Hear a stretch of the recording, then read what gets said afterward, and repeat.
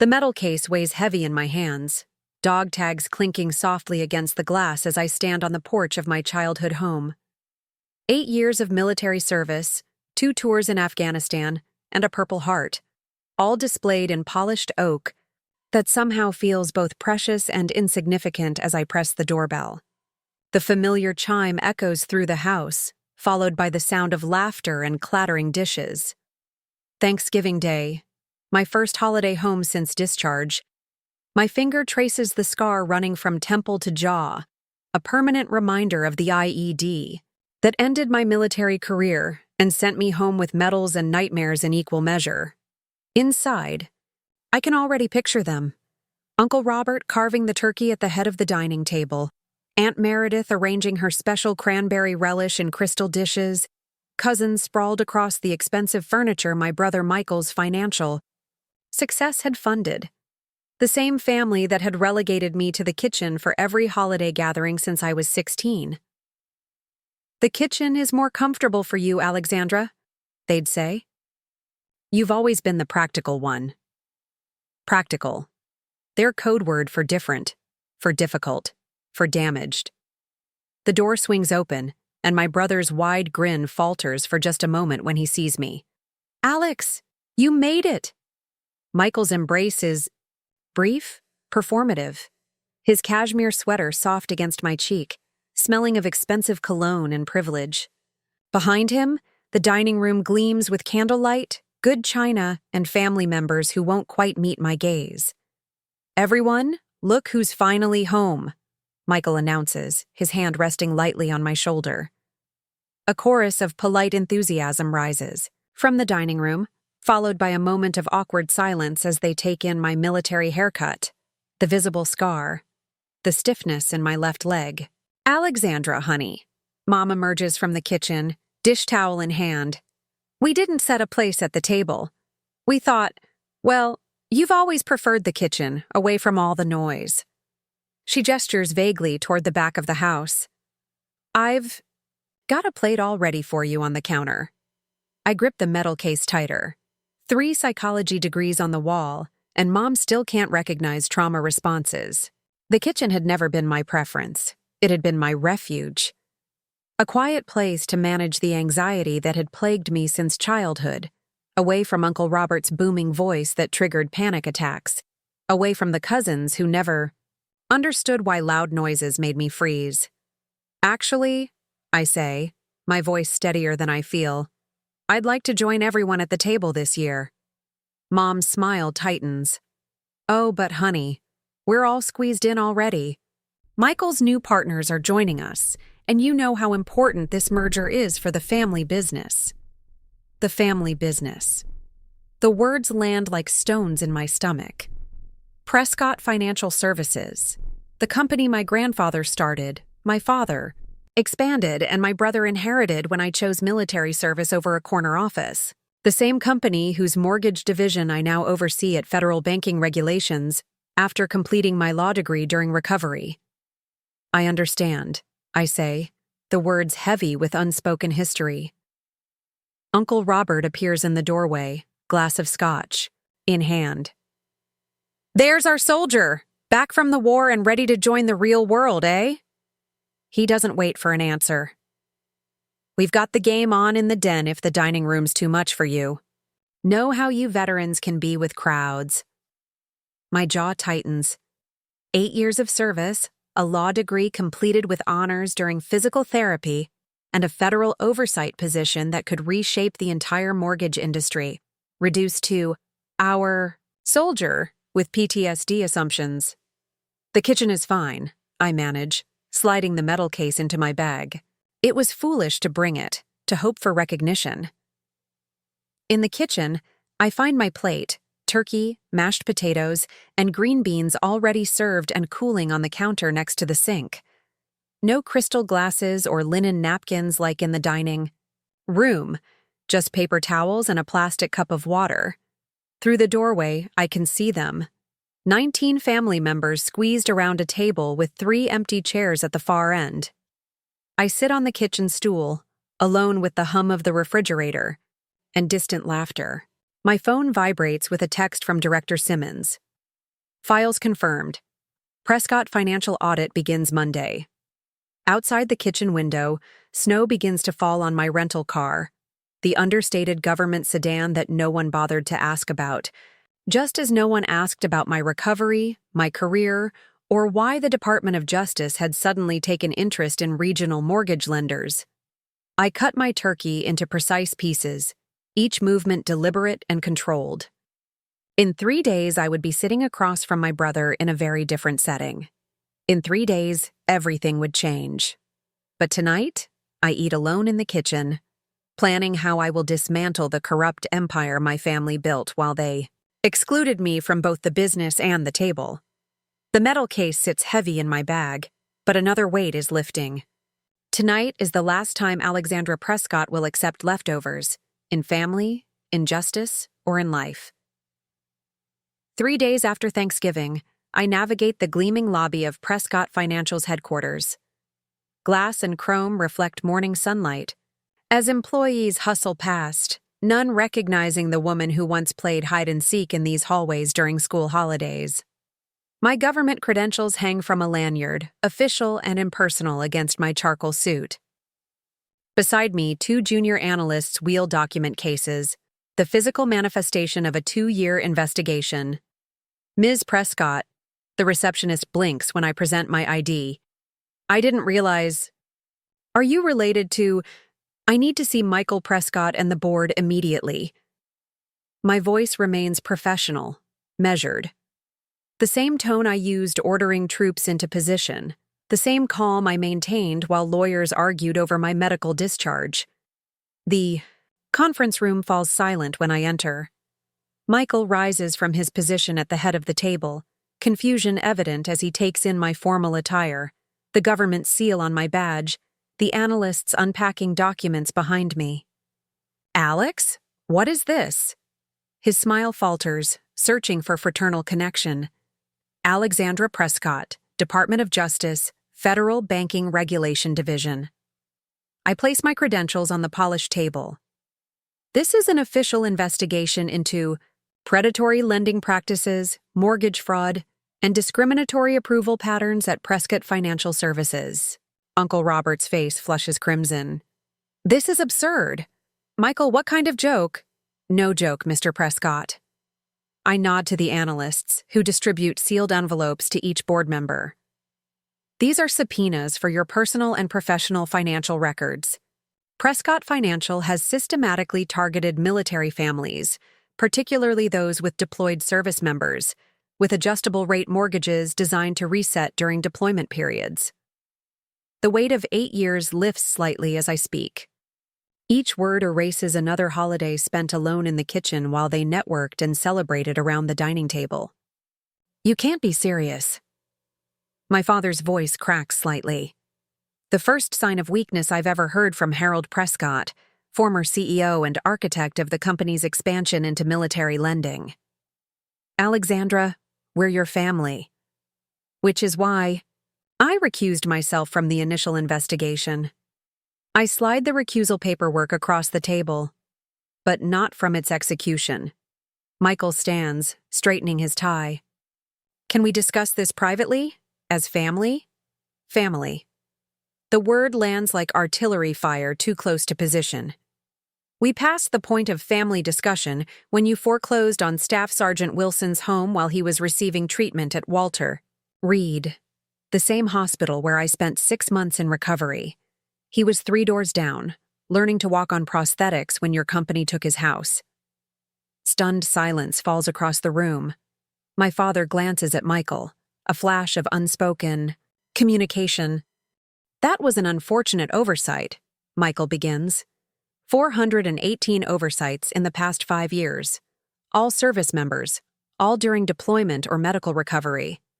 I retrieve my personal phone, opening the photo gallery. Staff, Sergeant Wilson's daughter celebrated her 8th birthday in transitional housing. I was there. The photo shows a little girl with missing front teeth blowing out candles on a cupcake. In the background, a wounded warrior sits in a wheelchair, his military portrait visible on a makeshift shelf in temporary quarters. While I was eating turkey in your kitchen 3 days ago, 27 military families were in the process of foreclosure by Prescott Financial. 3 of them served in my unit. The boardroom remained silent as my analysts continue distributing documents. Evidence collected over 2 years while I completed rehabilitation, law school, and ascended through the ranks of financial regulation. The perfect cover. Poor, damaged Alexandra, struggling to find her place after the war while the family empire expanded. My father stands abruptly. We need our lawyers present before this continues. They've been notified. They're waiting. Downstairs with the forensic accounting team that will be taking possession of your servers within the hour. I check my watch. The U.S. Attorney will issue a public statement at noon. Michael moves toward me, his handsome features arranged in the expression of concern he perfected for client meetings and family portraits. Alex, whatever you think happened, I promise we can fix this. The family can make it right. Family. Always their shield and weapon of choice. That's exactly what we're doing. I gesture to the window, where news vans are already assembling outside. The building. Making it right. Uncle Robert slams his fist on the table. You ungrateful little... Careful, Robert. My voice drops to a dangerous calm. Remember who approved your vacation home mortgage in Aspen, with decidedly irregular documentation. The old fear flickers briefly. The instinct to retreat to the kitchen, away from confrontation, away from the booming voice that triggered my childhood anxiety. But I hold my ground, fingers brushing the scar on my face. Each ridge of damaged tissue a reminder of what real battles look like. You've always been difficult. My mother's voice comes from the doorway. She stands clutching her designer handbag, clearly summoned by my father through some secret channel. Always making everything so complicated, Alexandra. If you needed money, I don't need your money. The words emerge with surprising gentleness. I needed a family who saw me. Even in the kitchen. The confusion on her face would be comical, if it weren't so painful. All these years, and she never understood. The kitchen was never my choice. It was their convenient solution to the complicated daughter who didn't fit their polished narrative. You have until the end of the day to prepare statements, I tell the board as I gather my materials. The settlement terms are non-negotiable. Every foreclosure against a service member will be reversed. Every predatory loan will be restructured. And Prescott Financial will establish a $100 million fund for veterans' housing. My brother's perfect composure finally cracks. That will bankrupt us. I meet his gaze directly. No, it won't. It will cost exactly what you've stolen, plus interest. 6 months before the Prescott Financial investigation went public, I sat in a sterile government office reviewing loan documents. The fluorescent lights hummed overhead, casting harsh shadows across foreclosure notices and financial statements. My desk was littered with coffee cups and takeout containers, evidence of another night spent tracing money through shell companies and offshore accounts. Lieutenant Prescott? Director Simmons appeared in my doorway, his tie loosened after a long day of congressional briefings. You're still here? My fingers hovered over a loan agreement, the Prescott Financial logo embossed in the corner. My family's legacy. Found something interesting in the military lending patterns. Simmons stepped closer, peering at my computer, screen where I'd mapped foreclosure rates against deployment schedules. The correlation was undeniable, a spike in foreclosure filings approximately 3 months after major troop deployments. That's not coincidence, he murmured, the data reflecting in his glasses. No, sir, it's not. I pulled up another screen, this one showing internal emails I'd obtained through subpoena. They targeted us specifically, credit applications flagged, service members as high-value acquisition targets with predictable income disruption events, meaning deployment. Exactly. I scrolled through more documents. Loan officers received bonuses for each military family signed, additional bonuses if the foreclosure happened within 18 months. Simmons sat heavily in the chair opposite my desk. And you're certain your family is aware? The question that had kept me awake for months. Was this something happening under my brother's watch without his knowledge? Or was Michael, with his Harvard MBA and perfect smile, orchestrating the entire operation? This email thread includes the CEO directly approving the incentive structure. I turned the screen toward Simmons. Michael's electronic signature glowed at the bottom of the incriminating document. I'm sorry, Prescott. Simmons's voice softened, professional distance momentarily bridged by genuine compassion. This can't be easy. Easy. Nothing had been easy since the IED exploded under our convoy outside Kandahar.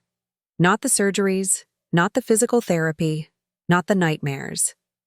Certainly not discovering that while I fought for my country, my family preyed on those who served alongside me. I need to be the one to bring the case.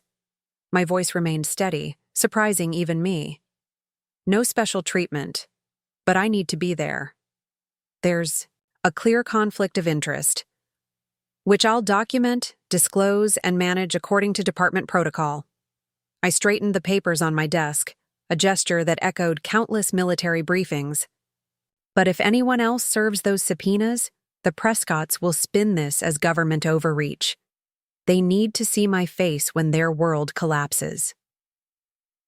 That night, I drove past my childhood home, its colonial columns illuminated by tasteful landscape.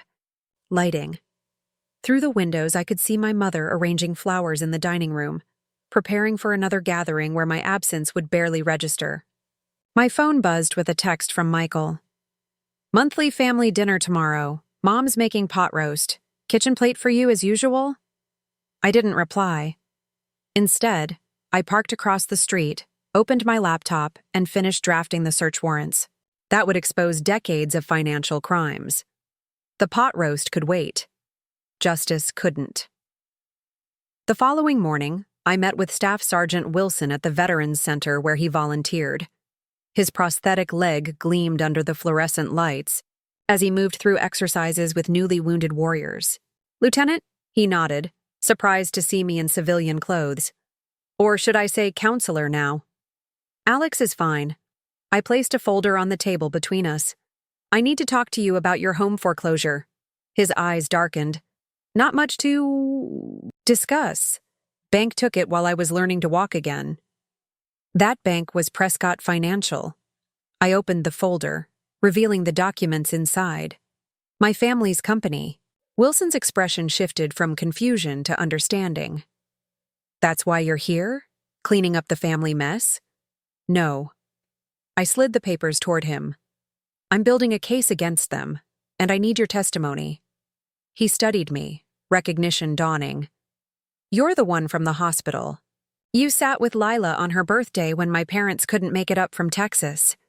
I nodded, remembering the little girl's gap-toothed smile, the way she carefully saved a cupcake for her father. You were in bad shape yourself, Wilson continued. Face bandaged, wheelchair. Better position than most. The familiar guilt surfaced. Survivor's guilt, my therapist called it. Why had I survived when others hadn't? I'm in a position to help now. Wilson picked up the subpoena, weighing it in his hand. Your own family? The same family that makes me eat holiday dinners in the kitchen. The words slipped out before I could stop them. Wilson's eyebrows rose. The kitchen? Long story. I gathered my composure. Will you testify? He considered the question, then reached for his phone. Scrolling through photos, he stopped on one and turned the screen toward me. A vacant lot where a house once stood. After the foreclosure, the bank sold our property to a developer. They demolished everything. His voice remained steady, but his knuckles whitened around the phone. My daughter's height marks on the kitchen door frame. The treehouse my grandfather built. All gone. I swallowed hard. I'm sorry. Don't be sorry. Be effective. Wilson tucked the subpoena into his jacket. I'll testify, and I'll bring others. By evening, I'd collected 7 more testimonials. Military families across 3 states, all victims of the same predatory scheme. all willing to speak against one of the most powerful financial institutions in the region. Their courage shamed me. While I'd hidden my investigation for months, protecting my professional reputation, they risked public exposure of their financial hardships. That night, I skipped the Prescott family dinner. Instead, I sat at my kitchen table, a second-hand piece from a discount store, nothing like the mahogany expanse where my family dined, and finalized the investigation that would destroy their empire and restore homes to those who had fought for their country. My phone buzzed with another text from Michael. "Missed you at dinner. Mom saved you leftovers?" As if scraps from their table were all I deserved, as if crumbs of family belonging should satisfy me. I didn't respond. The following morning, I submitted the final investigation report to Director Simmons with a single note attached, approved for immediate action. The morning after serving subpoenas to my family's company, I wake before dawn. Old military habits die hard.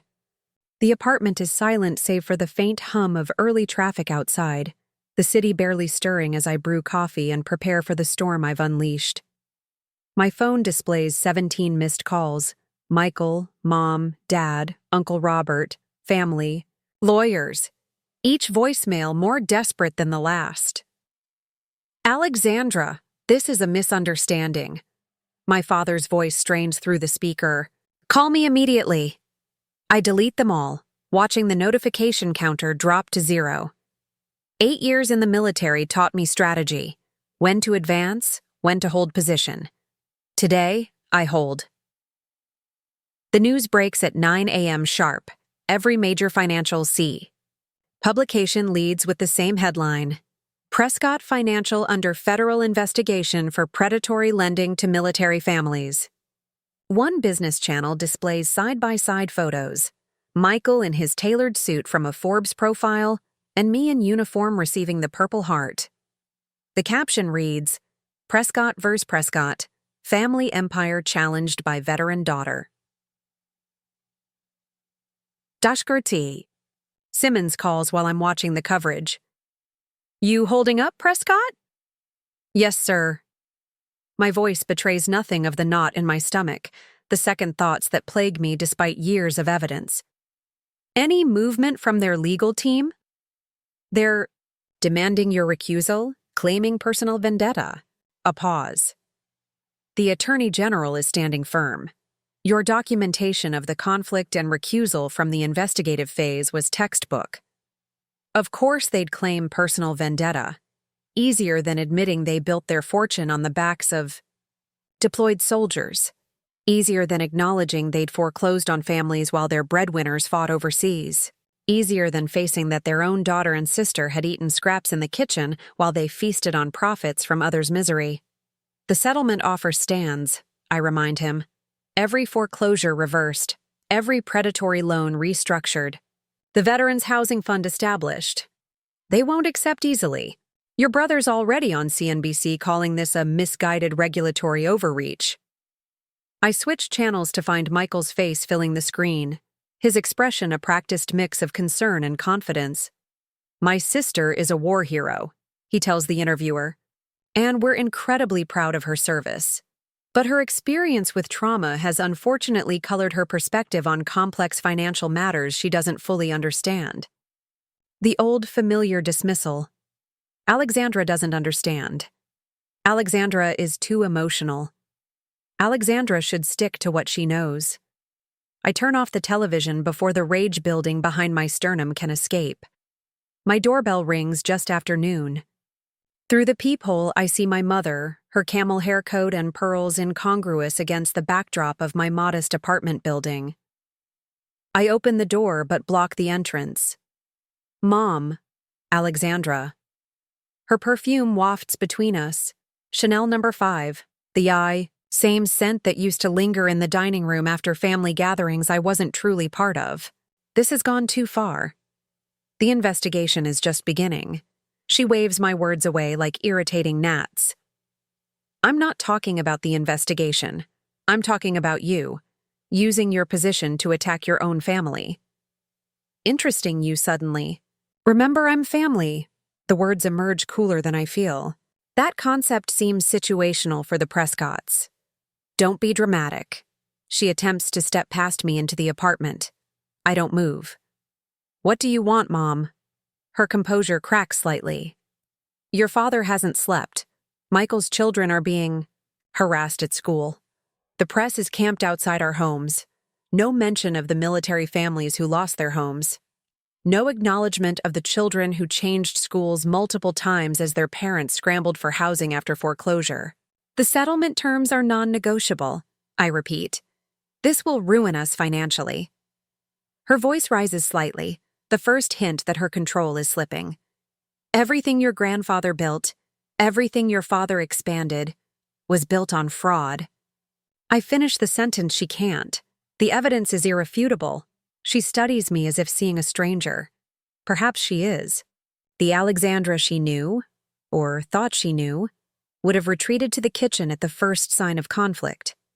That Alexandra died in Afghanistan alongside 3 of my squad members. What do you want from us? She finally asks. The question catches me off guard. What do I want? Justice for the military families, certainly. Accountability for predatory practices, absolutely. But from my family specifically? I wanted to eat at the table, I say simply. I wanted to be seen. Confusion flickers across her features. What are you talking about? Every holiday, every family gathering, Alexandra can eat in the kitchen, like I was the help instead of your daughter. That was for your own good. Her voice rises in genuine distress. You always got anxious around crowds. You had those episodes, panic attacks, from undiagnosed PTSD after Dad's buddy thought it was funny to take a 7-year-old hunting and fire rifles without warning me. The memory surfaces, me curled, in a ball, hands over ears, the men laughing at the sensitive child. But instead of getting me help, you just removed me from the equation. Easier to put Alexandra in the kitchen than acknowledge she was struggling. My mother's face pales. We didn't know. You didn't want to know. I step back from the door. The press conference is at 4. The terms are non-negotiable. As I begin to close the door, she places her hand on the frame. Your brother says you're canceling mortgages, that you'll force the company to absorb millions in losses. Not canceling all mortgages. Just the fraudulent ones. Just the ones that targeted people who served their country while this family served themselves. I meet her eyes directly. It's called accountability, Mom. Something the Prescotts could stand to learn about. After she leaves, I sit at my kitchen table, the place where I've always belonged, according to them, and review the final settlement papers. By evening, every foreclosed military family would receive notification that their cases were under review. By the end of the month, the first homes would be returned. The kitchen has always been my place. Now it would be my command center, where justice was finally served. The settlement press conference draws a crowd that spills beyond the Department of Justice briefing room. Cameras flash as I approach the podium, Director Simmons and the attorney, General flanking me on either side. My uniform medals are pinned to my lapel, not required for this civilian role, but a deliberate choice, a reminder of why I stand here today. Prescott Financial Services has agreed to the largest predatory lending settlement in banking history, I begin, voice steady despite the sea of faces. $274 million will be paid in restitution to military families affected by their illegal foreclosure practices. The room erupts in questions. I raise a hand, continuing. Additionally, Prescott Financial will establish a $100 million fund for veterans' housing initiatives and submit to 5 years of regulatory oversight. I pause, scanning the crowd. Every military family that lost their home will have the option to recover their property or receive fair market value plus damages. In the third row, Staff Sergeant Wilson sits with his daughter beside him. Lila is taller now, her gap-toothed smile replaced by braces that catch the light. When she grins, Wilson nods once, a gesture that carries more weight than the applause now filling the room. "Lieutenant Prescott," a reporter calls out. "How does it feel to bring down your own family's company?" The question hangs in the air. Dozens of recorders thrust forward to capture my response. How does it feel? The complicated truth is too nuanced for sound bites. This isn't about bringing down a company. It's about lifting up those who serve. I gesture toward the veterans seated throughout the room. These families took an oath to protect our country. They deserve the same protection under our financial laws. Another reporter stands. "Will you be attending the emergency Prescott Financial shareholder meeting tomorrow?" "No. My role in this matter is concluded." A technical truth. The settlement is signed. The legal battle won. But the personal war will never truly end. After the press conference, Wilson approaches with Lila trailing behind him. "That house developer went bankrupt," he says without preamble. "Our lot is still vacant. Think we might actually get it back." "You'll be first on the restitution list," I confirm. "Construction costs for a comparable home included." He studies me, then extends his hand. "Your family know what you did? Really know?"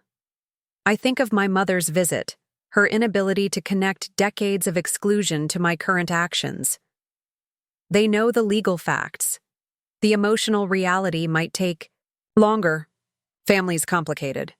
Wilson squeezes my hand, his grip firm. "If you ever need a place at a table for holidays, my wife sets a mean Thanksgiving spread. No kitchen exile required." The offer brings unexpected heat to my eyes. I appreciate that. As they leave, Lila turns back. "Lieutenant Prescott? Are you a superhero? My dad says you fight bad guys." A laugh escapes me, the first genuine one in months. Not a superhero, just someone who finally stood up. Later that evening, alone in my apartment, I watch the financial news coverage of Prescott Financial's stock plummeting. Market analysts debate whether the company can survive the settlement terms. Michael appears briefly, assuring investors that the regrettable situation is under control. My phone rings, a number I don't recognize. Alexandra Prescott. Old habit from military days, answering with full name. "Lieutenant." The voice belongs to my father's oldest friend, Judge Marshall Carlton. "I wonder if we might meet." Unofficially. Carlton. The man who helped my grandfather establish Prescott Financial 60 years ago. The retired federal judge whose connections still reach into every corner of Washington. I'm not discussing the settlement terms. This isn't about the settlement. His voice carries the weight of his 80 years. This is about family history you might not be aware of. Curiosity wins over caution. Where and when? An hour later, I sit across from Carlton in a private room at the Metropolitan Club. His liver-spotted hands rest on a leather portfolio that looks nearly as old as he is. "Your grandfather, Brandon Prescott, founded the company with principles," he begins without preamble. "Military man himself, 82nd Airborne Division. This isn't news." Grandfather's service photos hung in the company lobby, the heroic origin story of Prescott Financial. What you don't know is why he started a mortgage company specifically. Carlton opens the portfolio, revealing yellowed newspaper clippings. When he returned from Europe in '45, his family home had been foreclosed. Predatory lending while he was deployed. His mother died in a boarding house while he was liberating French villages. The irony lands like a physical blow. And now his company does exactly what destroyed his family. Companies don't corrupt themselves, Alexandra. People do. Carlton slides a document across the table. Brandon established a trust before he died. Conditions for distribution included protection for military borrowers. Your father and brother systematically dismantled those protections over the past 20 years. I scan the trust language, legal training translating the formal terms. This gives the senior Prescott descendant with military service control over the trust assets, which now means you. Carlton nods. Brandon never anticipated a scenario. where his company would target those who served. This trust was his fail-safe. My mind races through implications. How much? Controlling interest in Prescott Financial. 38% of outstanding shares. Currently worth about $200 million. Even after today's stock decline, the room seems to tilt slightly. My father knows about this. Learned of it last week when company lawyers were reviewing all founding documents during settlement preparations. Carlton's expression remains neutral. He's not pleased. Understanding dawns. That's why they pushed back so hard on settlement. Terms, not just the financial hit, but the discovery of the trust, yes. Carlton closes the portfolio. Brandon Prescott would be proud of what you've done, Lieutenant, taking the company back to its founding purpose. 2 days later, I sit in the Prescott Financial boardroom, not as a DOJ investigator, but as the largest shareholder. My father and brother occupy the far end of the table, attorneys clustered around them like protective shields. The trust. Terms are clear, my lawyer explains. Ms. Prescott now controls 38% of voting shares. Michael's face has lost the polished confidence that once graced magazine covers. This is absurd. She's actively worked to destroy the company. Save it from what you made it, I correct. Grandfather built this to help veterans access home ownership, not to strip them of it. My father's expression hardens. You have no idea how to run a financial institution. I understand regulatory compliance and ethical lending, I counter. Apparently that's been missing for some time. The meeting drags for hours, legacy board members shifting uncomfortably as decades of control visibly transfers across the mahogany expanse. By evening, the press release is drafted. Prescott Financial announces leadership changes and return to founding principles. As the room empties, Michael lingers, waiting until we're alone to speak. You could have just asked to sit at the table, he says finally. I tried. For 20 years. My voice remains even. You all preferred me in the kitchen. The following weeks pass in a blur of board meetings, press interviews, and regulatory filings. Prescott Financial's headquarters transforms. Around me, military service flags appear in the lobby alongside grandfather's long-displayed photos. The executive dining room, where I was never welcome, becomes a community space where veteran employees host support groups. The marketing department that once targeted vulnerable military families now develops specialized programs for service. Member financial education. Ms. Prescott, your 10 o'clock is waiting, my assistant announces one Tuesday morning. I look up from a stack of loan restructuring proposals. Who is it again? Captain James Rivera. Veterans Advisory Committee. The Veterans Committee was my first initiative as controlling shareholder, a group of former service members who review lending practices and provide guidance on military community needs. Their insight proves invaluable in rebuilding what my father and brother nearly destroyed. Lieutenant Prescott, Rivera stands as I enter the conference room, or should I say chairwoman now. Alex works fine. I shake his hand, noticing the prosthetic arm partially concealed by his suit sleeve. Thanks for coming in. Wouldn't miss it. Half the veterans in my therapy group had Prescott mortgages before the settlement.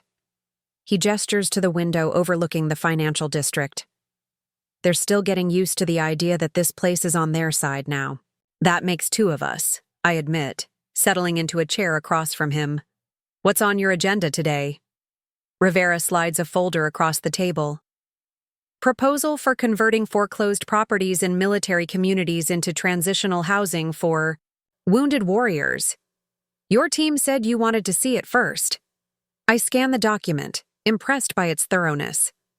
The proposed program would utilize properties that couldn't be returned to their original owners, those sold and redeveloped, and transform them into rehabilitation centers with housing components.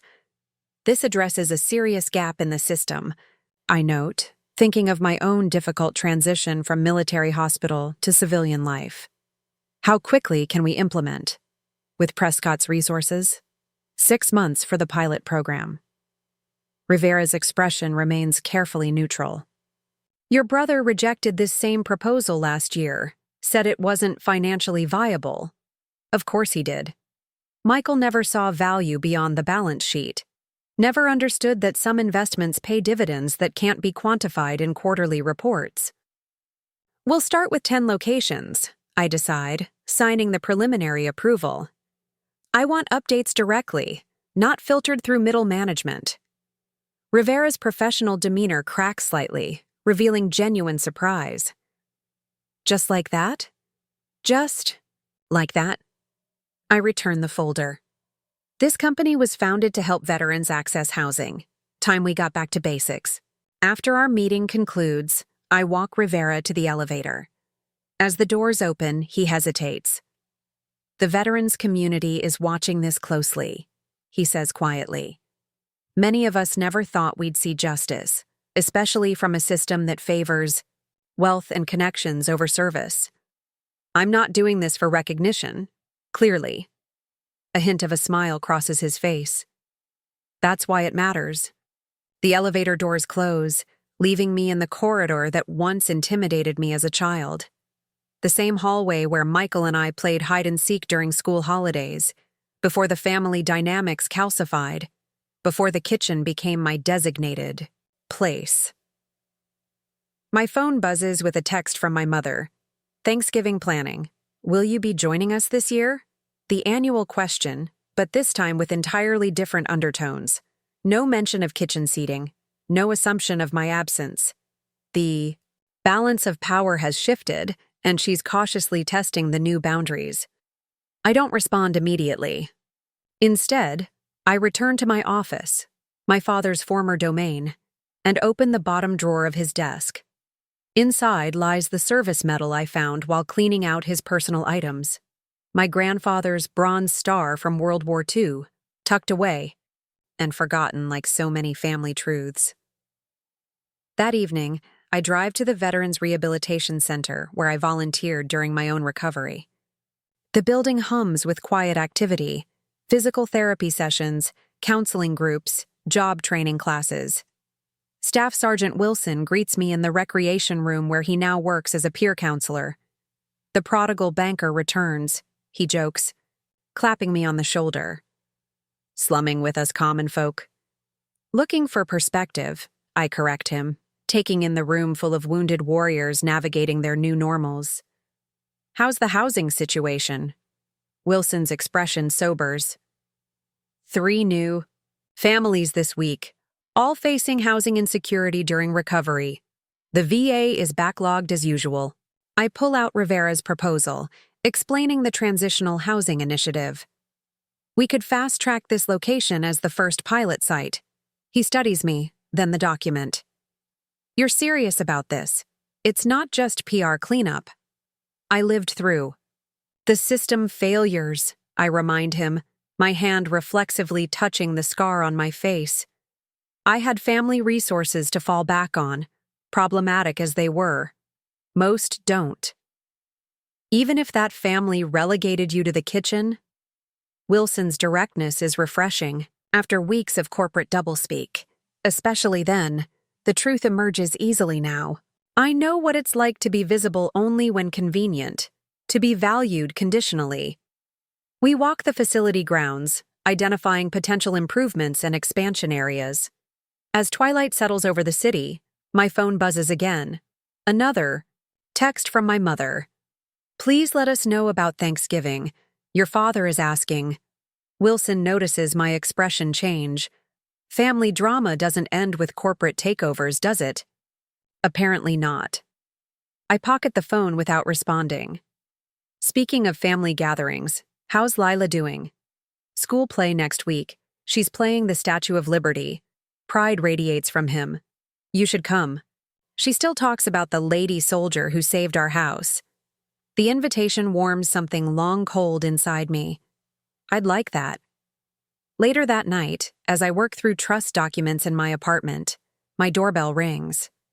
Through the peephole, I see my brother Michael, looking distinctly uncomfortable in casual clothes, a far cry from his usual bespoke suits.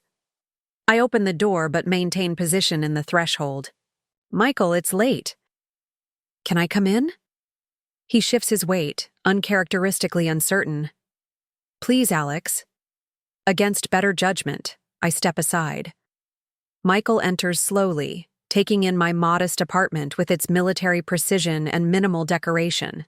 His gaze lands on the metal case now displayed prominently on my bookshelf. Mom's obsessing about Thanksgiving, he begins awkwardly. Wants to know if you're coming? Is that why you're here at 10 p.m.? He sighs, running a hand through perfectly styled hair now showing hints of gray at the temples. No, I'm here because I need to understand. Understand what? Why you didn't just tell us, about the foreclosures, about how you felt excluded. His voice drops. Why you built a legal case instead of having a conversation. The question ignites embers of anger I thought had cooled. I tried conversations for 20 years, Michael. You weren't listening. Michael's expression hardens at my response, the familiar mask of controlled Prescott emotion sliding back into place. That's not fair, Alex. We supported your military career. You tolerated it, I correct him, moving to the kitchen, my domain by their design. Coffee? It's late. I developed a tolerance during deployment. Some habits stick. I busy myself with the ritual of measuring grounds, filling the reservoir. The familiar routine steadies me for the confrontation I've both dreaded and anticipated. Fine. Black. Michael perches uncomfortably on a bar stool, looking out of place among my practical furnishings. You really live like this? With your resources? The coffee machine hums to life. Like what? Without crystal chandeliers and handcrafted Italian furniture? Like you're still on base. His gaze sweeps over the sparse decorations, the military neat countertops. You know, most people leaving service can't wait to escape this aesthetic. Most people didn't find comfort in structure the way I did. I place a mug before him, the ceramic plain and serviceable. The military gave me what our family didn't: clarity, purpose, belonging. Michael stares into the black coffee. We're still trying to understand the extent of what the company did. Dad insists he didn't know the details of the military lending program. He signed off on quarterly targets, approved foreclosure quotas specifically for military zip codes. I lean against the counter, maintaining distance. The evidence is unambiguous. And you kept all this to yourself while eating turkey in our kitchen last Thanksgiving. His voice carries equal parts accusation and bewilderment. Planning to bring down the company while Mom saved you leftovers. The hypocrisy nearly takes my breath away. You foreclosed on Staff Sergeant Wilson's home while he was learning to walk on prosthetics. His daughter celebrated her 8th birthday in a shelter. Did you think about that while carving the turkey? At the head of the table, Michael flinches as if struck. Business decisions have casualties, Alex. You of all people should understand that concept. Don't you dare equate predatory lending with combat operations. My voice drops dangerously low. One protects freedom. The other exploits those who secure it. Silence stretches between us, filled only by the soft ticking of my military-issue wall clock. I've pictured this confrontation countless times. In hospital beds during recovery, in quiet moments between investigations, in the dark before dawn when sleep proves elusive. Reality tastes different from imagination, bitter like coffee grown cold. What do you want? Michael finally asks, echoing our mother's question from weeks ago. I already have what I want: control of the company, justice for the families harmed, grandfather's legacy restored. And family? His voice sounds smaller than I've ever heard it. What about us? The question catches me unprepared. Vulnerability I didn't expect from my perfectly polished brother. For the first time, I truly look at him. The new lines etching his forehead, the slight slump of shoulders that once carried only confidence. I don't know yet, I answer honestly. That depends on whether you're capable of seeing me as an equal rather than an inconvenience. You were never an inconvenience, Alex. His protest sounds rehearsed, a company line trotted out by rote. Then why the kitchen? Why always the kitchen, Michael? The question that has haunted me through 2 deployments, through recovery, through years of therapy. Why was I never good enough for the dining room? He stares into his untouched coffee. It started when you were 7, after the hunting trip with Dad and Uncle Robert. The memory surfaces, rifles firing without warning, my small body curling into itself, hands over ears, tears streaming while men laughed at the sensitive child. You had that episode, Michael continues. Mom thought it would be easier for you to eat separately, away from the noise and chaos. And no one ever bothered to ask if I'd recovered, if I'd grown out of it, if I wanted to join the family. The bitterness surprises even me. Year after year, holiday after holiday. It became tradition. He shrugs helplessly. Like the Christmas stockings or Dad's horrible Thanksgiving toast. Tradition. The word hangs between us. Convenient justification. For continued exclusion, Michael finally takes a sip of coffee, grimacing at its military strength. I never thought about how it felt for you. It was just the way things were. The way things were nearly destroyed 274 military families. I moved to the window, looking out at the city lights. Unexamined traditions have consequences, Michael. He rises, approaching cautiously like I might startle. The company announcement goes out tomorrow. Your appointment as chairwoman. I know. I approved the press release. Dad's taking it hard. Michael stops beside me, both of us reflected in the window glass, similar features arranged in vastly different expressions. He built his identity around Prescott Financial. He built Prescott Financial around fraud, I correct. There's a difference. He still wants you at Thanksgiving. Michael's reflection watches mine. We all do. The invitation hangs between us, weighted with decades of family dynamics. Before I can respond, my phone buzzes with a text from Wilson. Housing committee meeting tomorrow. Bringing Lila. She made you a thank you card. 2 worlds colliding, 2 tables offering seats. I'll think about it, I tell Michael, neither committing nor refusing. But I won't eat in the kitchen. Not ever again. After Michael leaves, I return to the trust documents, reviewing the section about grandfather's original vision. Prescott Financial began with a simple mission: help returning veterans secure homes after service. Somewhere along the way, profit margins eclipsed purpose. Shareholder value outweighed human value. My phone buzzes again, Director Simmons checking on the transition. How's life as a banking mogul? Complicated, I text back. Family dynamics don't simplify when you control the family fortune. His response is immediate.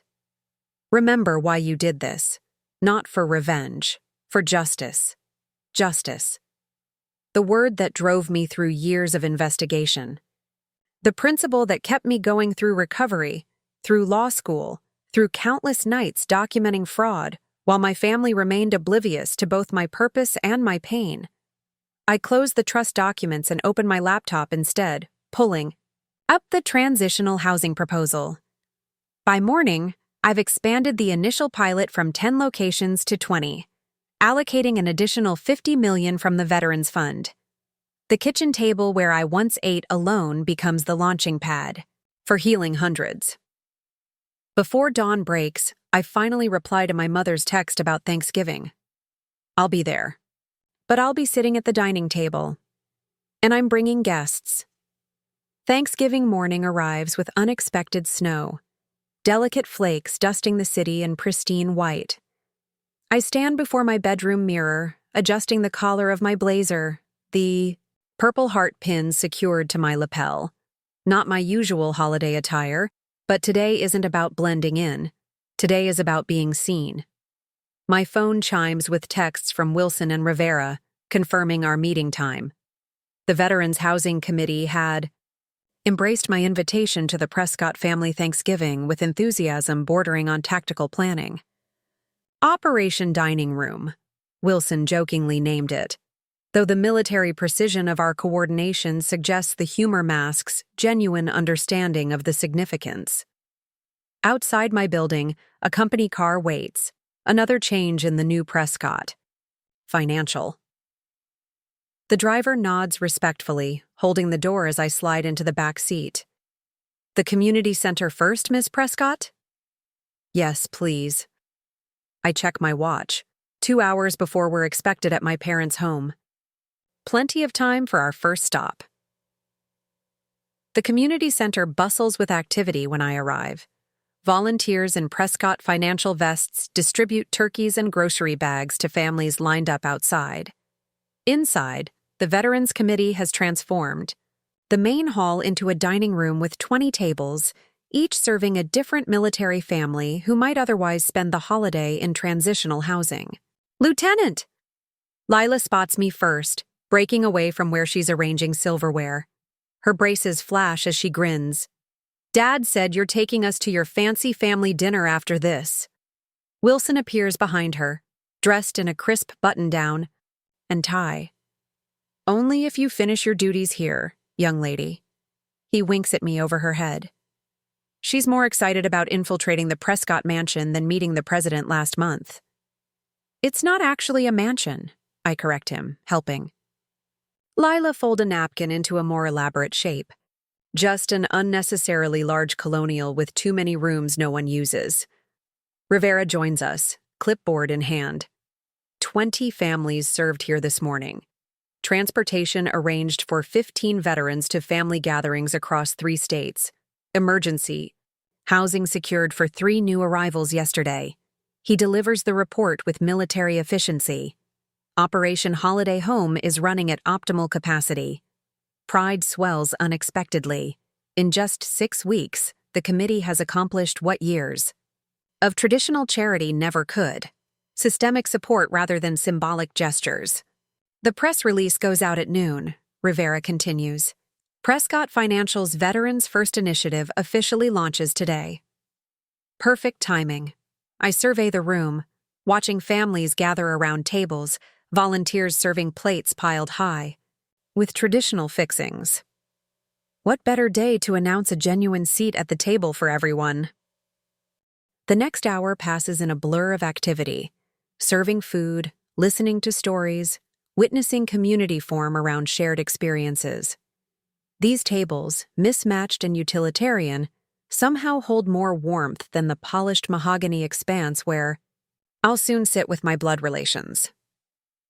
As we prepare to leave for my parents' home, Wilson pulls me aside. You sure about this? It's not too late to bail. We could have our own dinner right here. The temptation flickers briefly. I appreciate that, but some battles need to be fought directly. Just remember. He squeezes my shoulder. Military brief. In its support. You already won the war. This is just a mop-up operation. The drive to my childhood home feels both longer and shorter than memory suggests.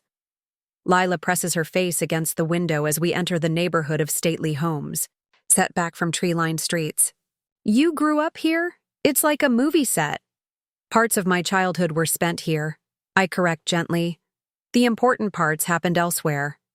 We turn into the familiar circular driveway where 3 luxury cars already sit. My mother appears at the front door before we even exit the vehicle, her holiday dress and pearls precisely as expected, her expression considerably less so. Alexandra. Her eyes widen slightly at the entourage emerging behind me. You brought friends. I mentioned I was bringing guests.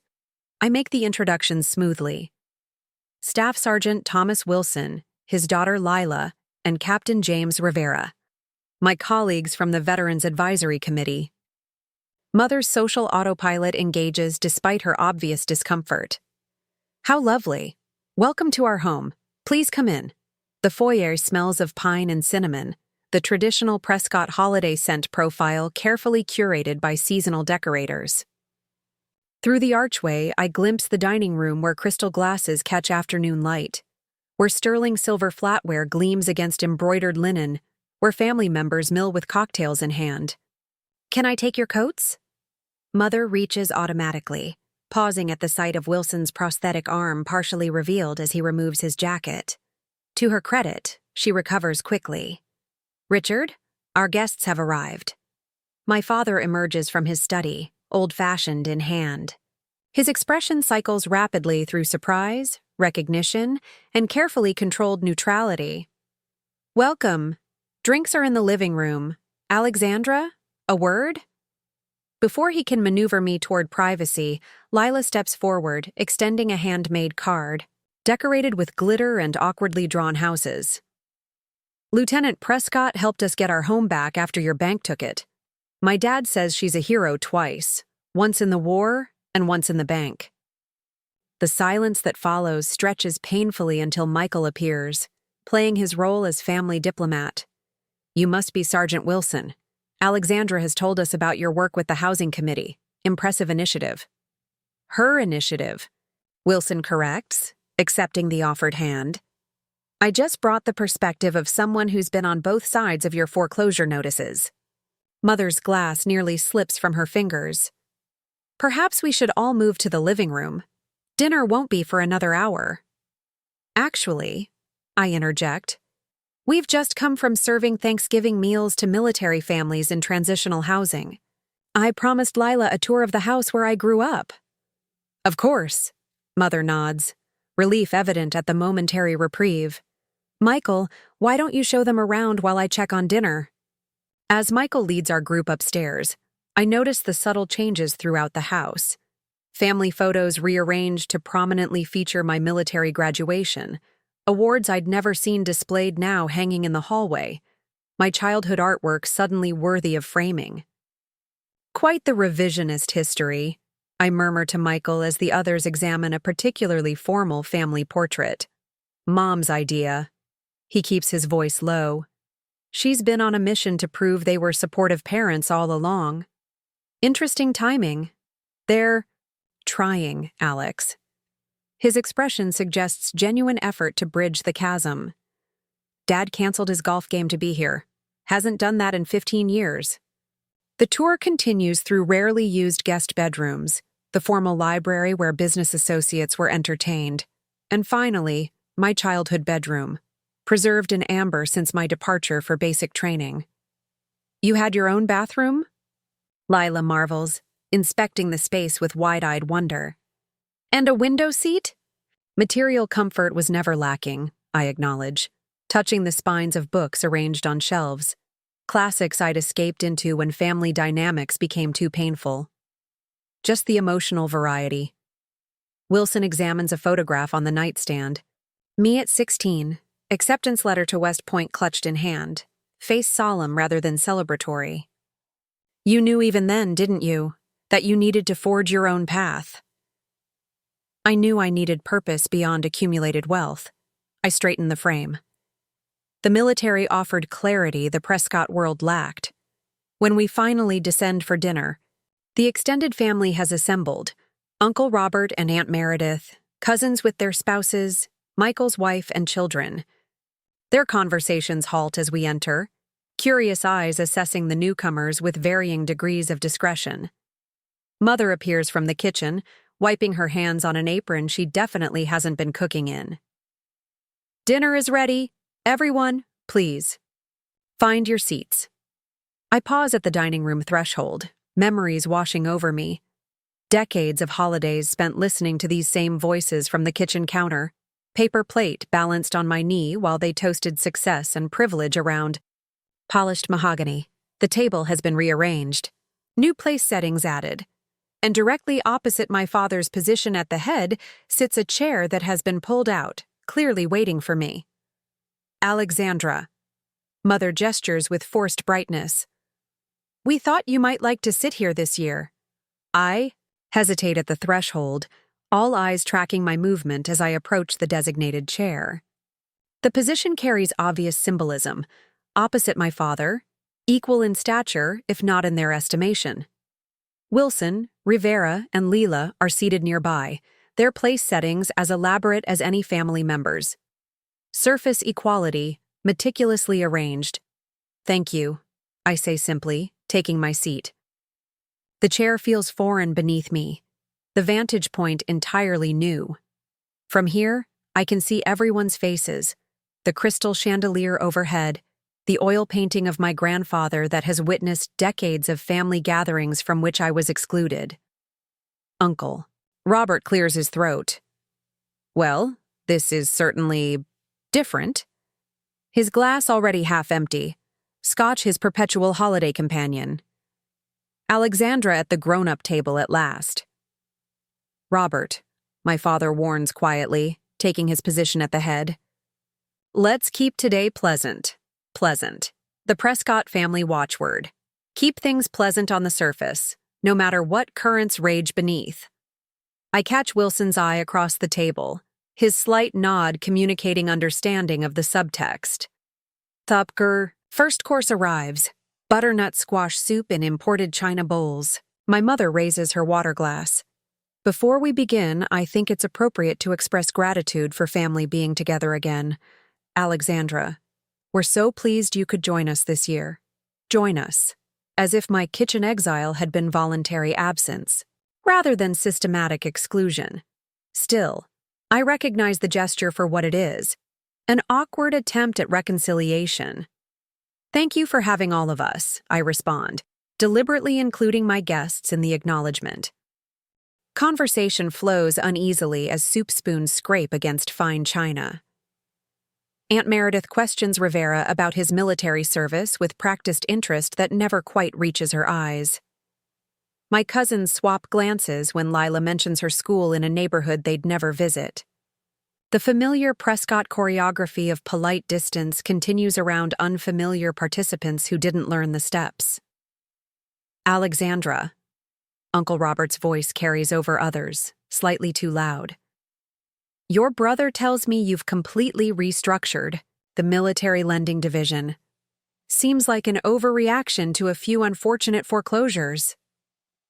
The table falls silent. My father's knuckles whiten around his fork. My mother's smile freezes in place. 274 families lost their homes while their service members were deployed or receiving medical treatment. I reply evenly. That's not a few by any metric. "Business has casualties," he shrugs, echoing Michael's earlier sentiment. "Risk management includes acceptable losses." Wilson's prosthetic hand tightens visibly around his water glass. Lila shrinks slightly in her chair, sensing the tension. "Perhaps we should avoid business discussion during the holiday," my father interjects smoothly. Alexandra's new role gives her discretion over lending practices, and we're respecting her decisions. Respecting her decisions. The words ring hollow against memories of being patted on the head, sent to the kitchen, dismissed as too sensitive, too principled, too different from the Prescott mold. "Actually," Rivera speaks up unexpectedly, "I'd be interested to hear more about the company's original mission. Lieutenant Prescott mentioned your grandfather was a veteran himself, Mr. Prescott." My father seems momentarily startled at being addressed directly by one of my charity cases, as he undoubtedly views them. "Yes, he served in the European theater, started the company after returning home. After his family lost their house while he was deployed," I add, the history lesson still fresh from Judge Carlton's revelation. Grandfather experienced predatory lending firsthand. The company began as his response to that injustice. Silence. Falls again, heavier this time. Several family members glance toward my grandfather's portrait, perhaps seeing it with new understanding. "That's not exactly how I remember the founding story," my father finally says, discomfort evident. "The trust documents are quite clear," I counter, as is grandfather's journal, which Judge Carlton provided from his personal archives. Michael's wife, Jennifer, always the peacemaker, attempts to redirect. "Alexandra, tell us about this veterans' housing initiative we've been reading about. It sounds wonderful." The request offers neutral territory, and I outline the program as the main course arrives. turkey carved tableside, cranberry relish passed in crystal bowls, sides arranged in sterling serving dishes. The Prescott Thanksgiving, perfectly preserved like an artifact in a museum. Lila watches the elaborate service with fascination. "We just put everything on the table at once at home," she whispers, loud enough for several to hear. "Dad says food tastes better when you're not being fancy about it." A few uncomfortable chuckles ripple through the gathering. Wilson smiles at his daughter. "Different tables have different traditions, sweetheart." "Speaking of traditions," my mother interjects brightly, "Alexandra, we thought you might want to lead the toast this year. Your father usually does it, but since you're home." Home. The word catches me off guard. This house stopped being home. The moment I understood my place within it, peripheral, conditional, contained to the kitchen. "I appreciate the offer," I begin carefully, "but I think I'll defer to tradition this time." My father raises his glass, launching into the familiar Prescott Thanksgiving platitudes about prosperity and family legacy. The same speech I've heard echoing from the dining room for over 20 years, though never from this vantage point. His words wash over me, familiar yet distant, like a radio station playing in another room. As the meal progresses, I observe the family dynamics with new clarity. Uncle Robert dominates conversation, his authority previously unquestioned. My cousins jockey for my father's attention, their own standings in the family hierarchy dependent on his approval. My mother maintains the illusion of perfect harmony with practiced interventions whenever tension threatens the surface. And Michael navigates it all with diplomatic precision, the heir apparent performing his role. Now a fault line runs through their carefully constructed world. My position opposite my father creates a secondary pole of power, disrupting the established order. Family members increasingly direct comments toward me, testing where allegiance should now lie. The corporate takeover has shifted more than business control. It has rearranged the family's gravitational center. "Lieutenant Prescott was my dad's commanding officer," Lila announces during dessert, her voice carrying across clinking silverware. "He says she made everybody write letters home before dangerous missions, even the scary sergeant who didn't want to." All eyes turn to Wilson, who shrugs slightly. "Lieutenant Prescott understood family connections matter, especially when you might not come back. Made us all designate someone to write to, even the lone wolves who claimed they had nobody. We had a 97% correspondence rate in our unit," I add. Memories of Afghanistan surfacing. Dust-covered soldiers huddled under dim lights, pens moving across paper as they reached across continents to loved ones. Even when communication infrastructure failed, we made sure physical letters got through. "Alexandra always did have a sentimental streak," my mother offers, seemingly pleased to claim this quality. "Even as a little girl." "Not sentimental," Rivera corrects, firmly. "Strategic. Maintaining home connections reduces combat stress and improves unit cohesion. Lieutenant Prescott's policies were evidence-based leadership, not emotion." My mother's smile falters, another attempt at revisionist history thwarted. As coffee is served, I catch Michael watching me with an expression I cannot quite decipher. Not the anger I expected after taking his corporate position, not the resentment anticipated after exposing the company's misdeeds. Something more complex, perhaps.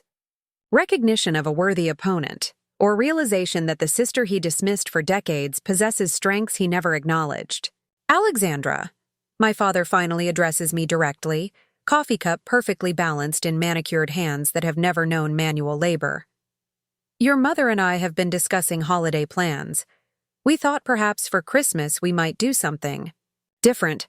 Perhaps you'd host at your apartment. A change of venue might be refreshing." The invitation hangs in the air between us, his attempt at establishing new patterns within the shattered remnants of old dynamics. My response will set the tone for whatever relationship might emerge from the wreckage of the past. "My apartment isn't suitable for hosting," I reply honestly. "But I'd be happy to arrange dinner at the Veterans Center. They have a beautiful community space. Everyone would be welcome, family and friends alike. Understanding passes between us. I'm offering neither rejection nor complete reconciliation, but a third path, one where boundaries remain firm but doors stand open. One where the kitchen and dining room no longer divide our worlds because we'd meet on neutral ground entirely. We'd like that, my father says after a moment, vulnerability briefly visible beneath his carefully maintained facade. Very much. 2 years after that pivotal Thanksgiving dinner, I stand in the gleaming lobby of the newly renamed Prescott Veterans Financial Services headquarters. The space has been transformed. Gone are the imposing marble columns and intimidating silence. Now, comfortable seating areas invite conversation, resource stations offer assistance with paperwork, and the walls display photographs of service members in their communities rather than portraits of wealth and status. Ms. Prescott, the ceremony begins in 10 minutes, my assistant reminds me, clipboard in hand. The Secretary of Veterans Affairs just arrived. I nod, adjusting the purple heart pin on my lapel. Today marks the official opening of our 20th Veterans Transitional Housing Center, a milestone that seemed impossible when we launched the initiative. The journey from kitchen exile to this moment stretches before me like a map of battlefields crossed and victories hard won. Lieutenant, Lila's voice carries across the lobby. Now 12. She's grown taller, braces replaced by a confident smile. She navigates the growing crowd with practiced ease, Wilson following behind her. Are you nervous about your speech? Military training, I remind her with a wink. Public speaking ranks far below incoming fire on the stress scale. Wilson surveys the transformed space, approval evident. Grandfather would be proud, he says simply, having become familiar with Brandon Prescott's legacy through our work together.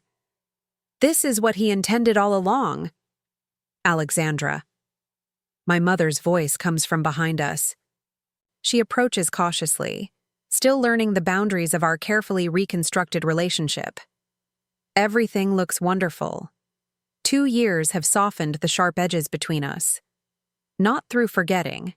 The kitchen exile remains an unaltered fact of our history, but through my mother's halting attempts to understand the damage done and her genuine efforts to support the veterans' initiatives. Small steps across a wide chasm. Thank you for coming, I respond, accepting her brief embrace. Dad and Michael here? In the main hall already. Your father insisted on arriving early to review the veterans' mortgage applications personally. A smile touches her lips. He's become quite protective of the approval process. An understatement. After initial resistance, my father had thrown himself into the veterans' lending program with unexpected fervor.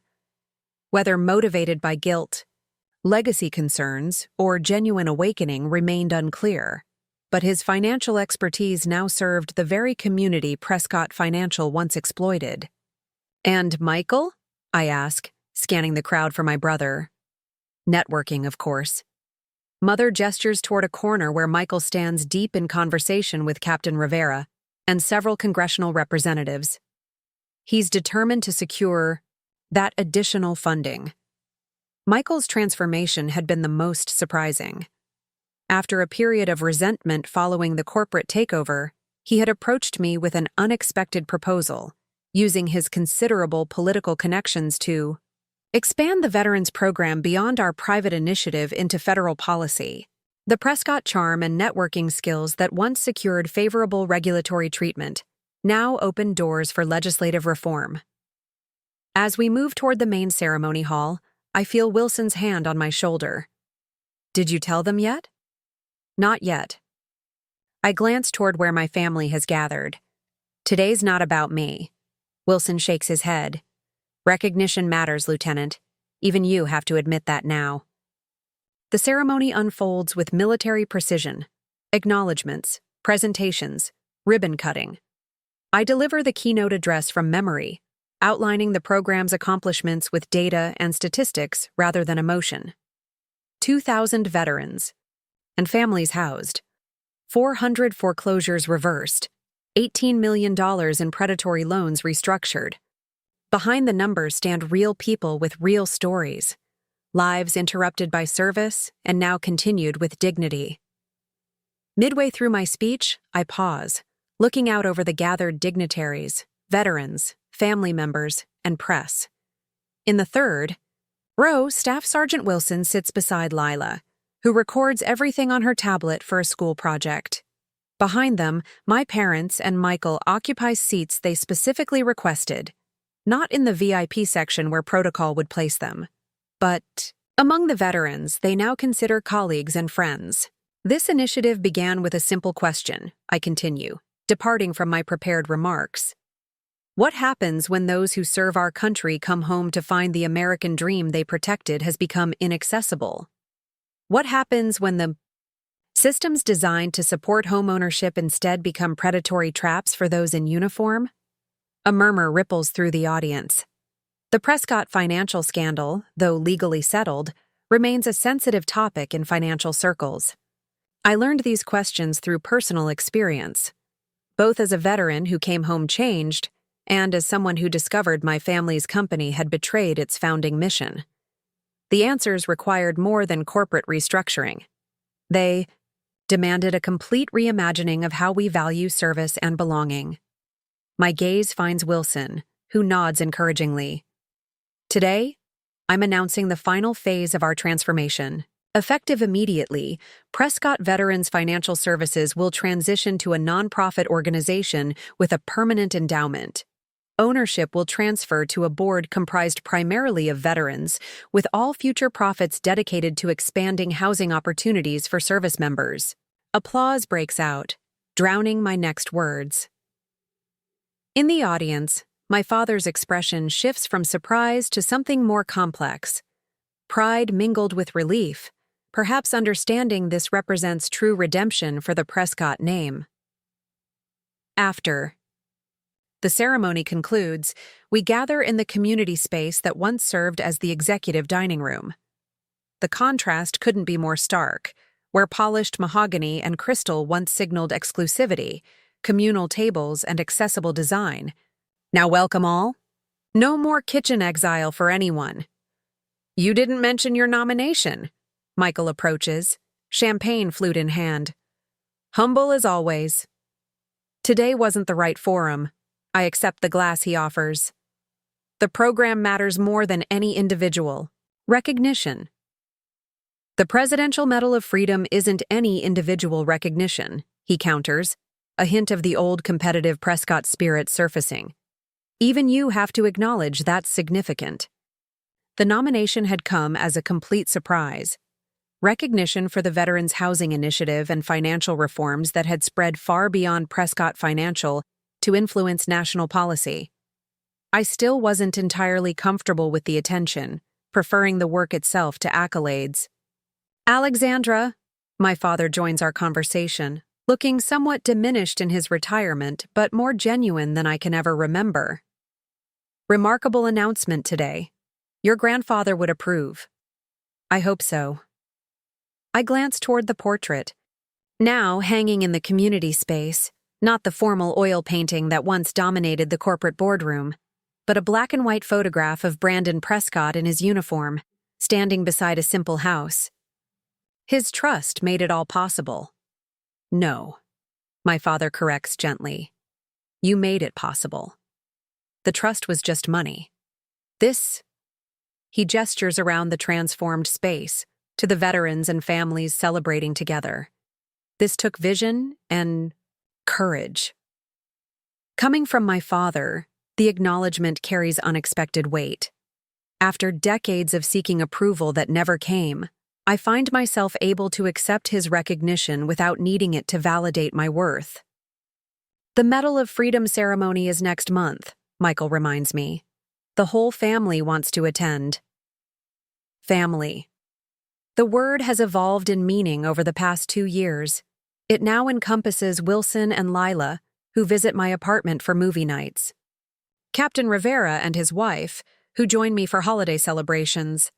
The Veterans Committee members who've become trusted advisors and friends.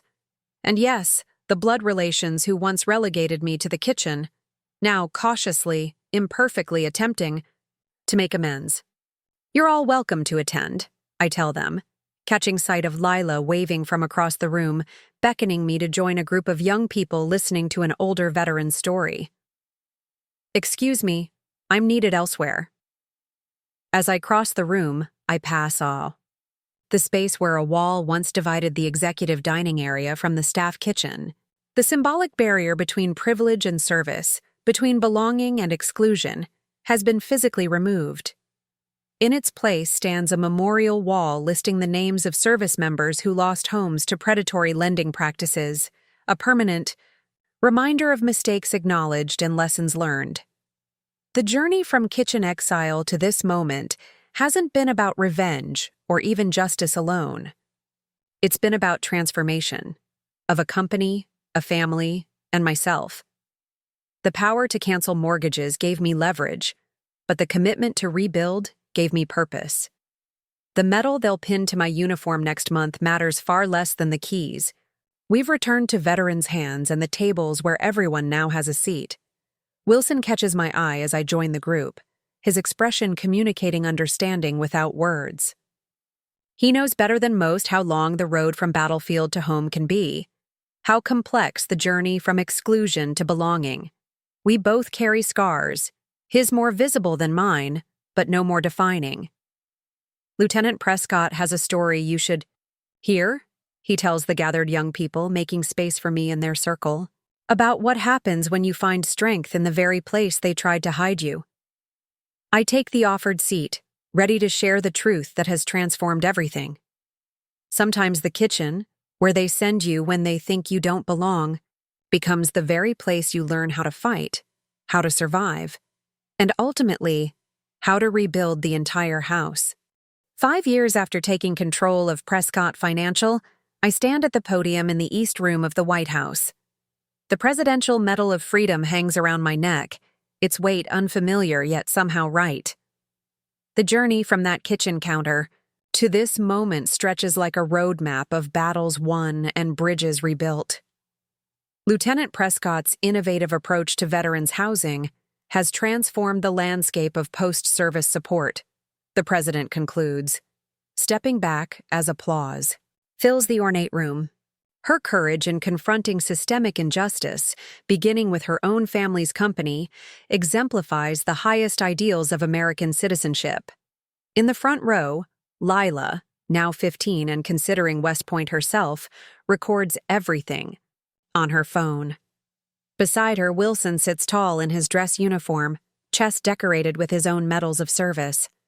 Captain Rivera and his wife occupy seats nearby, surrounded by veterans whose homes were saved by the initiative that began with a single confrontation in a corporate boardroom. And there, in the second row, my family watches with expressions I'm still learning to read accurately. My father, retired now and dedicated to the Veterans Foundation, his pride no longer tied exclusively to profit margins. My mother, who has spent 3 years volunteering at the transitional housing centers, discovering purpose beyond social. Standing. Michael, who redirected his ambition toward policy reform, finding that meaningful change offers satisfaction, wealth alone never provided. After the ceremony, we gather in the reception area where elegant tables are set with fine china and crystal. No kitchen exile here. The architecture of power reconfigured around principles of inclusion rather than hierarchy. Quite a change from eating turkey alone while we feasted in the dining room, Michael observes quietly, joining me at the window overlooking the rose garden. I still don't fully understand how we didn't see it, how I didn't see it. People rarely question traditions that benefit them, I respond without bitterness. Time has softened the edges of old wounds, though the scars remain. The kitchen was convenient for everyone except me. I've been thinking about grandfather lately. Michael sips champagne, his gaze distant. How he created something meant to help veterans, only to have it corrupted into the opposite by the next generation. By your generation, I correct gently. Let's not revise history even now. He nods, accepting the accountability we've worked toward these 5 years. Fair enough. I've been wondering what he would think of the company becoming a non-profit, whether he'd approve. His trust made his intentions clear, I remind him. He valued service above profit. The structure just ensures that priority can never be reversed again. Wilson approaches, Lila trailing behind him with a plate piled high, with White House appetizers. "Madam Medal of Freedom," he grins, the formality of the occasion doing nothing to diminish his directness. "The secretary wants a word when you have a moment." "Lieutenant Prescott," Lila corrects him, her adolescent eye roll perfected. "Dad?" "Knows your actual rank but pretends to forget." "Old habits," Wilson shrugs unapologetically. "Hard to see her as anything but my commanding officer, even in civilian clothes." The easy camaraderie between us still surprises my family. They watch our interactions with a mixture of curiosity and something like envy. The natural connection formed through shared experience and mutual respect, rather than obligatory blood ties.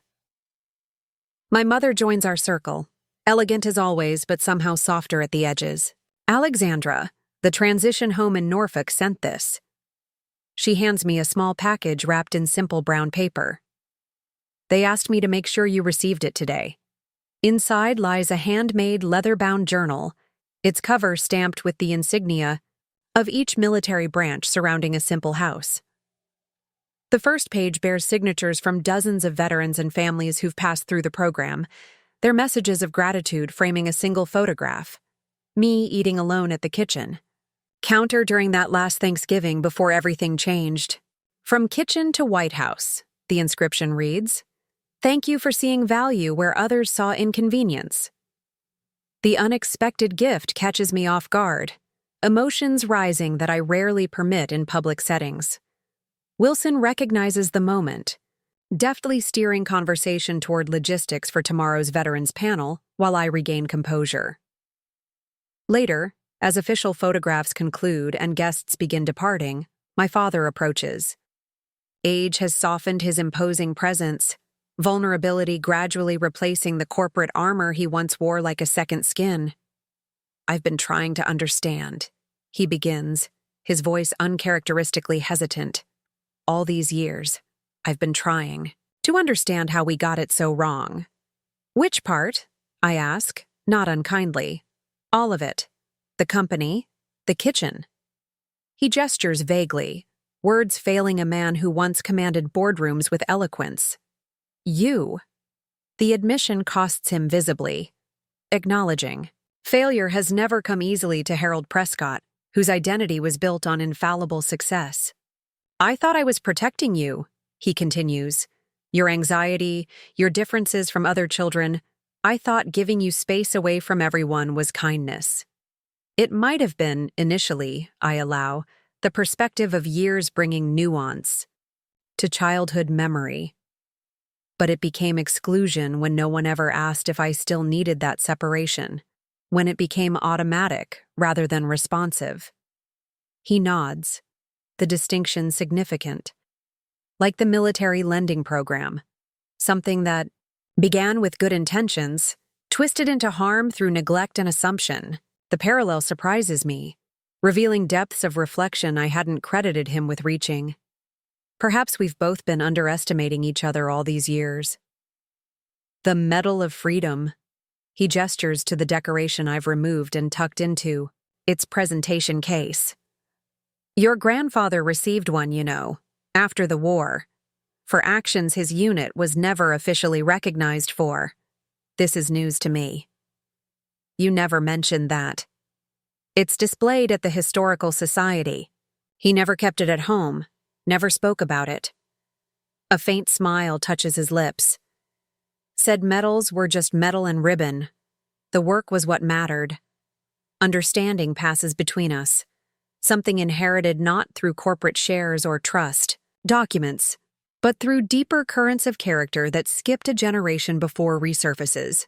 Would you consider coming home next week?" he asks suddenly. "Your mother's converting your old bedroom into a home office, and she'd like your input. We thought perhaps lunch." The invitation hangs between us, weighted with significance beyond. Simple meal plans, not a holiday obligation or formal gathering, but an ordinary Tuesday. Not the dining room or kitchen specifically, just home. I'd like that, I answer honestly. The journey from exclusion to belonging doesn't end with a presidential medal or corporate transformation. It continues in small moments of connection, in spaces being redefined, in relationships slowly rebuilding on foundations of truth rather than convenience.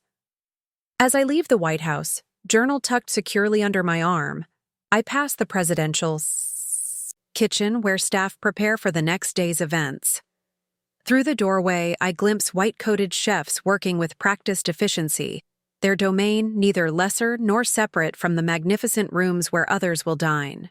Just another part of the same house, essential to its function, integral to its purpose, as it always should have been. 10 years after that first confrontation in the Prescott Financial boardroom, I stand in my childhood home's kitchen, not exiled, but by choice. The space has been transformed along with everything else. Gone are the sterile countertops and formal division between cooking and dining areas. The wall that once separated kitchen from dining room has been removed entirely, creating an open space where conversation flows freely between those preparing food and those gathered around the expanded table. Aunt Alex, is this enough basil? Lila, now 20, and home from her second year at West Point, holds up a cutting board heaped with fragrant green leaves. Her confidence in the kitchen mirrors her presence in uniform, assured, purposeful, belonging everywhere she stands. Perfect, I confirm, stirring the sauce that has become my specialty over years of Tuesday family dinners. What began as awkward attempts at reconciliation has evolved into genuine tradition. Shared meals where work happens in tandem, where stories are exchanged across generational lines, where the painful past isn't forgotten but has been integrated into a more complex present. My mother appears beside me, inspecting the sauce with mock seriousness. At 73, she's softened considerably, her former rigidity mellowed into a grace that allows for mistakes and second chances. "You've finally mastered grandmother's recipe," she declares, though she would never have added that much garlic. "Improvements on tradition," I reply with the easy confidence that now exists between us. Not perfect understanding. That may never come completely, but mutual respect hard-won through years of honest conversation. Through the open archway, I can see my father in his wheelchair, engaged in animated conversation with Wilson about the latest veterans' housing legislation. The unlikely friendship between them still surprises outsiders, but makes perfect sense to those who've witnessed their shared commitment to rebuilding what was broken. One through accountability for past harms, the other through resilience, despite them. Michael enters through the front door, bringing a gust of autumn air and the energy that still characterizes his approach to everything. "Sorry I'm late," he announces, hanging his coat beside rows of family jackets. "The committee meeting ran long, but we got the funding extension." A cheer rises from around the extended table, where veterans and family members gather in what was once the formal dining room. The Tuesday dinners have expanded over the years, growing to include those connected through the housing initiative, through military service, through shared purpose, rather than simply shared DNA. "Lieutenant," Rivera calls from his position at the table, where he's helping his teenage son with calculus homework. "Tell this young man that mathematics actually matters in the real world. He doesn't believe his old man." "Your father used vector calculations to navigate aircraft worth millions," I confirm, carrying the sauce to the table. "I've seen him save lives with mathematics." The easy flow between kitchen and dining space, between preparation and consumption, between service and recognition, all of it represents healing not just of my family's particular wounds, but of broader divisions that once seemed impossible to bridge. Later, as we settle around the extended table, now large enough to accommodate 20 without crowding, I find myself seated between my mother and Lila. The contrast between them bookends my journey. One represents the family that once relegated me to the kitchen, The other, the future generation for whom such arbitrary divisions will never make sense. A toast. My father raises his glass, his hand steady despite the Parkinson's that has gradually claimed his physical strength, but left his mind intact. To Alexandra, whose nomination to head the new Department of Veterans Services was confirmed. Today. Surprised glances dart around the table. I'd asked Michael to keep the news quiet until officially announced, wanting today to remain about family rather than career advancement. Sorry, Michael shrugs, not looking sorry at all. Some achievements deserve immediate recognition. The department will coordinate housing, healthcare, education, and financial services for veterans across all federal agencies, my father continues, proudly. The most comprehensive reform of veteran support systems in 5 decades. The congratulations flow around the table, genuine and warm. But it's my mother's quiet words that catch me off guard. I still remember that Thanksgiving, she says softly, for my ears alone. When you brought Wilson and Lila home, when you refused the kitchen seat for the first time. That was the beginning of many changes, I acknowledge, watching Lila explain. Something about military protocol to my nephew, their heads bent together in earnest conversation. I didn't understand then. My mother's hand finds mine beneath the table, her grip still surprisingly strong. I thought you were punishing us by exposing the company. I didn't see that you were actually saving us from what we'd become. The admission, coming 10 years after that pivotal confrontation, represents the slow, imperfect work of reconciliation, not the dramatic resolution of movie endings, but the patient untangling of decades of misunderstanding and hurt. The kitchen was never just about where I ate, I explain, putting words to something we've circled in conversations over years. It was about being seen as separate, different, less worthy of the family's full attention. I know that now. Her eyes, clouded slightly with age but sharp with hard-earned wisdom, hold mine. I'm grateful we had time to learn better, to do better. Across the table, Wilson catches my attention, lifting his glass slightly in private acknowledgement. He's witnessed the decade-long journey from kitchen exile to this integrated space where healing, though incomplete, continues with each shared meal. As dinner progresses, conversation flows between topics serious and light. Lila's military, training, the newest transitional housing center opening next month, my nephew's college applications, the veterans' health care bill moving through Congress. No artificial divisions separate these subjects or the people discussing them. Later, as guests help clear dishes, everyone participating equally in the work of cleaning up, I find myself alone in the kitchen for a moment. My hand rests on the counter where I once ate solitary meals, listening to family celebration from which I was excluded. Full circle? Michael asks, entering with a stack of plates. His question carries understanding of the moment's significance. Not a circle? I correct him, taking the dishes. A spiral. We move through similar points but at different levels. He considers this, leaning against the counter where we both now stand comfortably. The past doesn't disappear, but it transforms. I gesture toward the open space, the mingled voices from around the table, the easy movement between rooms once rigidly separated. Like this house, like our family. The Presidential Medal of Freedom hangs in my office at the Veterans Center, alongside photographs documenting the journey from that first confrontation to today's integrated mission. The medal matters less than the transformation it represents, not just of systems and institutions, but of relationships and understanding. Return to the table where my father is sharing stories of his own father's military service with attentive listeners. The narrative of Brandon Prescott has expanded beyond simplified family mythology to include complexities and contradictions. His courage alongside his failures, his vision alongside his blind spots. Much like the story of our family itself. Alexandra. My father motions me closer. Tell them about the trust documents. how you discovered grandfather's original intention. The invitation to share this pivotal chapter represents how far we've traveled.